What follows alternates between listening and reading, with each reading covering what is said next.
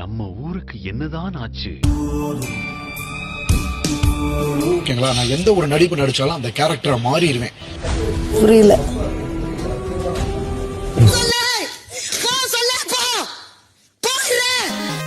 PV டே 25 good bad ugly. குட்டான விஷயம் அப்படின்னு எடுத்துக்கிட்டிங்கன்னா, நேற்று நடந்த டாஸ்க் எல்லாமே குட்டுன்னு சொல்லுவேன். ஏன்னா நிறைய பேருடைய முகத்திரைகள் கிழிக்கப்பட்டது.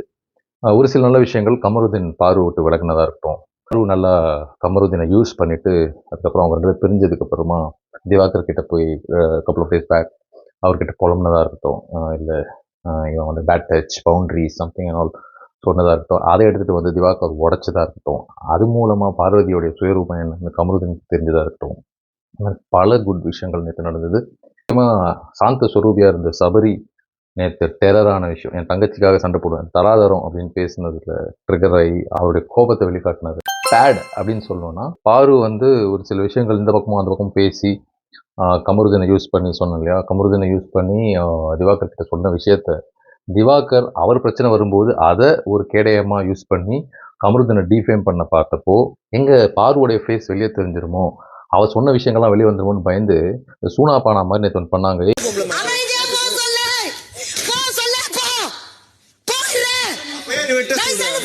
பட் அது ரொம்ப பேடான ஒரு விஷயம். கமருதீன் ஆல்சோ தப்பு தான் பண்ணார். இவர் ஏதோ கேமராவுக்கு முன்னாடி இப்போ ஏதோ பண்ணிட்டு போகிறாரு, அது ஒரு காமெடி பீஸாக நினச்சி விடாமல் அவர் பின்னாடி இப்போ ஏதோ ட்ரிகர் பண்ண அவர் வந்து நீ வந்து பொம்பளைங்கள் பெண்கள் கிட்ட இப்படிலாம் நடந்துக்கிறேன்னு சொல்ல, என்ன பெண்கள் கிட்ட நடந்துன்னு சொல்ல,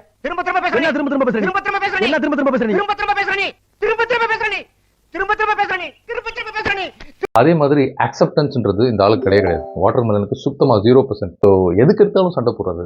அங்கே ஒரு டாஸ்க் போயிட்டு இருக்கும்போது அவங்கள பேசவே விட மாட்டேங்கிறாரு.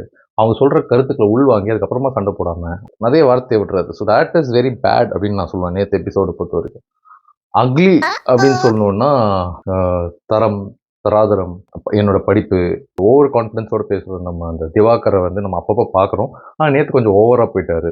இவர் ஒரு குரூப்பில் இருக்கும்போது அது ஒரு குரூப்பிசம் கிடையாது. ஆனால் இவர் அந்த குரூப்பை விட்டு வெளியே வந்துட்டாருன்னா இவருக்கு அது குரூப்பிசமாக தெரியும். இது விக்கல் விக்ரம் பண்ணது, அவர் வந்து இஸ் அ ஸ்டாண்டப் காமெடியன். அவர் ஒரு விஷயத்த சொல்லணும்னா அழகாக அவருடைய பாணியிலேயே சொல்லியிருக்கலாம்.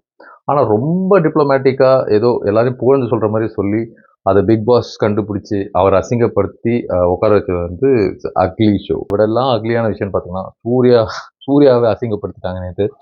அவருடைய சிரிப்புக்கு மயங்காத பெண்களே இல்லையா. வீடியோ காலில் வந்து சார் சிரிங்க சிரிங்கன்னு சொல்லுவாங்களாம். அப்புறம் அப்படி தலையில் ஓங்கி கொட்டணும் போல இருந்துச்சு. சூர்யா மாதிரி சிரிக்கிறீங்கன்னு சொன்னதுனால சூர்யா ஃபேன்ஸ் கேட்டாங்கன்னா நேற்றுக்கு ஆளுக்கு தூக்கில் தொங்கியிருப்பாங்க.